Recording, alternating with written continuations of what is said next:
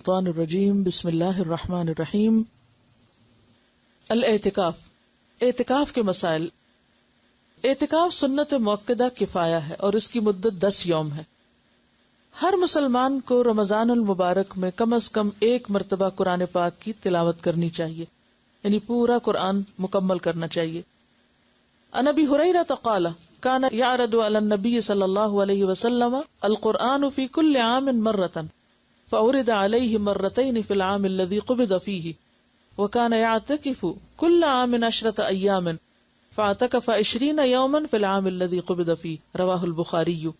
حضرت ابو ہریرہ رضی اللہ عنہ فرماتے ہیں نبی اکرم صلی اللہ علیہ وسلم کے سامنے ہر سال رمضان میں ایک بار قرآن پڑھا جاتا.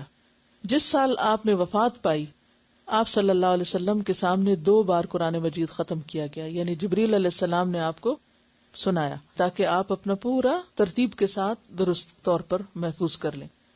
اسی طرح ہر سال آپ 10 دن کا اعتکاف فرماتے، لیکن جس سال آپ نے وفات پائی اس سال 20 یوم کا اعتکاف فرمایا. اسے بخاری نے روایت کی. آخری جو سال تھا آپ کی زندگی کا اس میں اعتکاف بھی 20 دن کا اور قرآن بھی 2 بار. اعتکاف کے لیے فجر کی نماز کے بعد اعتکاف کی جگہ بیٹھنا مسنون ہے. عن عائشة رضی اللہ عنہا قالت کان رسول اللہ صلی اللہ علیہ وسلم اذا اراد ان يعتکف صلی الفجر ثم دخل معتکفہ رواہ ابو داؤد وابن ماجہ. حضرت عائشہ فرماتی ہیں کہ رسول اللہ صلی اللہ علیہ وسلم جب اعتکاف بیٹھنے کا ارادہ فرماتے تو فجر کی نماز پڑھ کر معتکف میں داخل ہوتے، یعنی رات کی عبادت کر کے اور پھر فجر پڑھ کے اپنی جگہ پر رہ جاتے. اعتکاف کرنے والے کی بیوی ملاقات کے لیے آ سکتی ہے اور اعتکاف کرنے والا بیوی کو گھر تک چھوڑنے کے لیے مسجد سے باہر جا سکتا ہے، یعنی اگر کوئی اور نہ ہو ایسا ذریعہ. عن صفیہ رضی اللہ عنہا قالت کان رسول اللہ صلی اللہ علیہ وسلم معتکفا فأتیتہ ازورہ لیلا فحدثتہ ثم قمت لانقلب فقام معی لیقلینی متفق علیہ. حضرت صفیہ فرماتی ہیں کہ رسول اللہ صلی اللہ علیہ وسلم اعتکاف میں تھے. میں رات کو نبی اکرم صلی اللہ علیہ وسلم سے ملنے آئی اور باتیں کرتی رہی.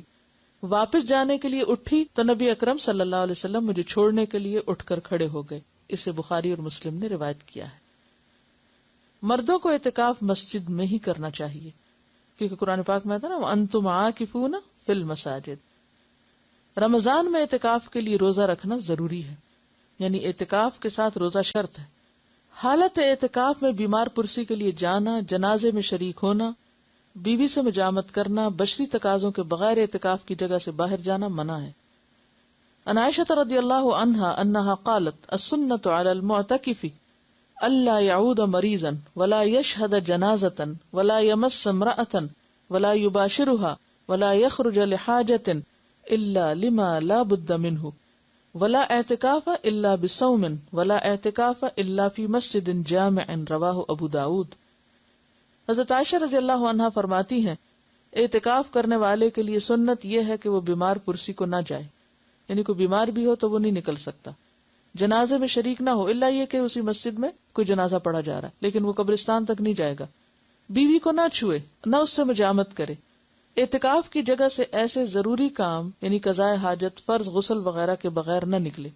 اگر مسجد میں ٹوائلٹ نہیں ہے یا نہانے کی جگہ نہیں ہے اور نہانے کی ضرورت پیش آ گئی تو اس صورت میں صرف مسجد سے نکل سکتا ہے، یعنی جس چیز کے بغیر چارہ ہی نہ ہو. اعتکاف روزے کے ساتھ ہی ہوتا ہے اور جامع مسجد میں ہوتا ہے، یعنی یہ مسنون اعتکاف. عورتوں کو بھی اعتکاف کرنا چاہیے.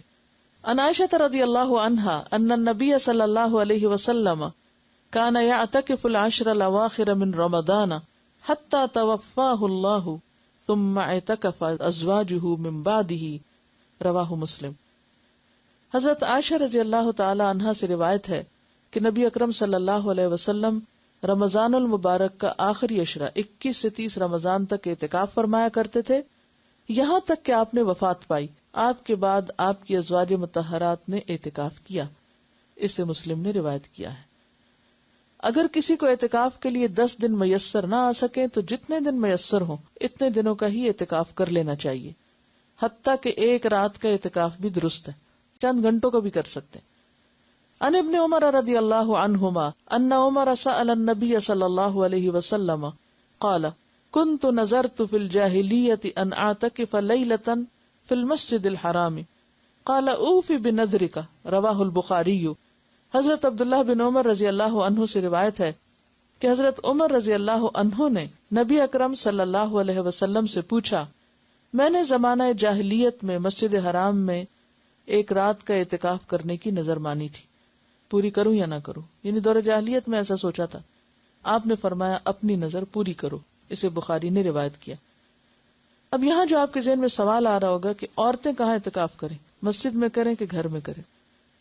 تو بات یہ ہے کہ اعتکاف تو مسجد ہی میں ہے، لیکن اگر کسی مسجد میں یا قریب میں کوئی ایسی جگہ ہے ہی نہیں، یعنی مسجد میں تو عموماً بعض اوقات عورتوں کی نماز پڑھنے کی جگہ نہیں، تو اعتکاف کی جگہ کہاں ہوگی؟ یا یہ کہ جگہ تو ہے لیکن محفوظ نہیں، تو ایسی صورت میں پھر انسان بالکل نیکی سے محروم نہ رہے، گھر میں بیٹھ جائے جہاں اس نے اپنی نماز کی جگہ گھر میں بنائی ہوئی ہے. لیکن اصل اعتکاف جو مسنون ہے وہ جامع مسجد میں ہی ہوتا ہے، گھر کی مسجد میں یا اس میں نہیں ہوتا.